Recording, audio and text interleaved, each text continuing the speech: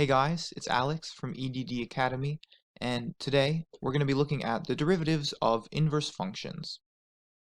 I don't usually do this, but in the case of inverse functions, I want to actually do some algebraic review before we get into the calculus behind them.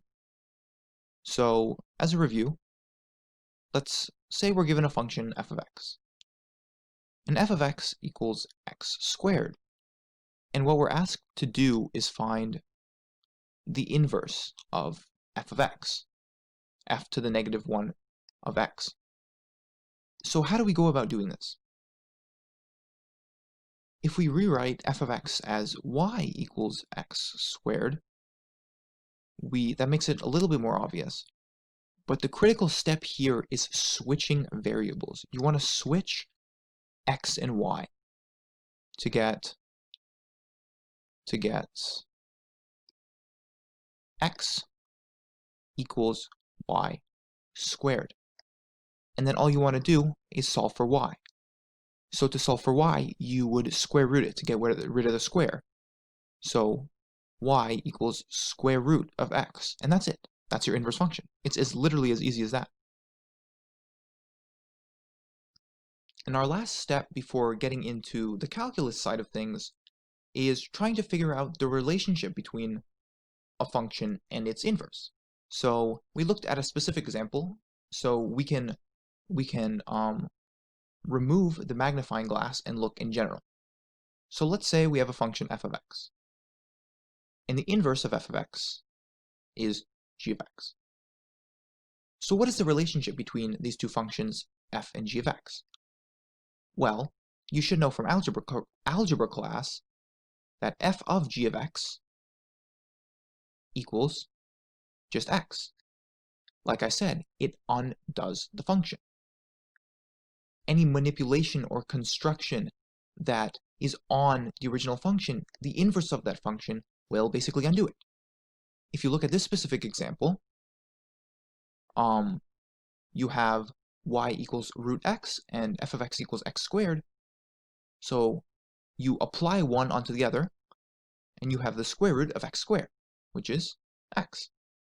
These two match then. But how does this apply? How does this apply to calculus? Because what is our final goal? Our final goal is trying to find the derivative of this function f of x in relation to its inverse.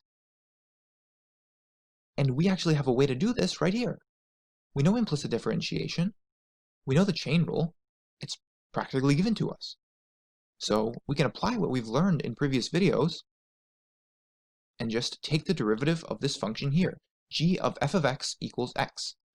So you take the derivative of this, d dx of g of f of x equals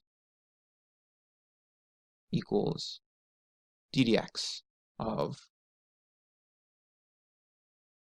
x, and we know how to take the derivative of this, right? The derivative of this is, it's quite simple. So it's using the chain rule, the derivative of g prime of f of x, times the derivative of f of x.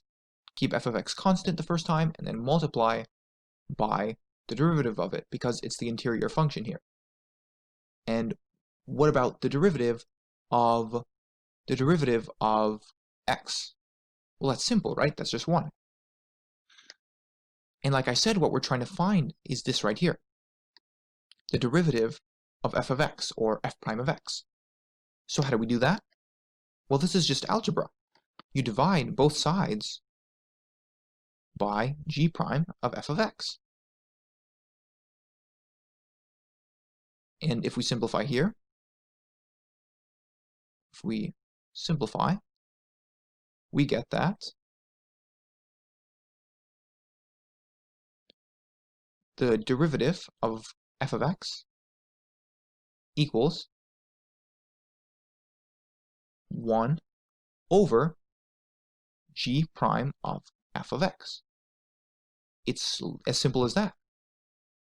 And just as you see that a function f of x and g of x that are inverses are reciprocals of each other, the same applies for the derivative.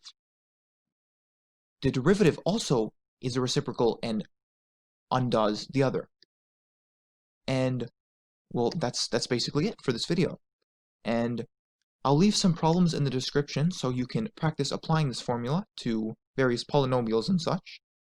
But when the derivatives of inverse function actually gets significant is when we discuss it in terms of trig functions, which is next video. Hopefully you'll stay tuned for that, and thanks for watching.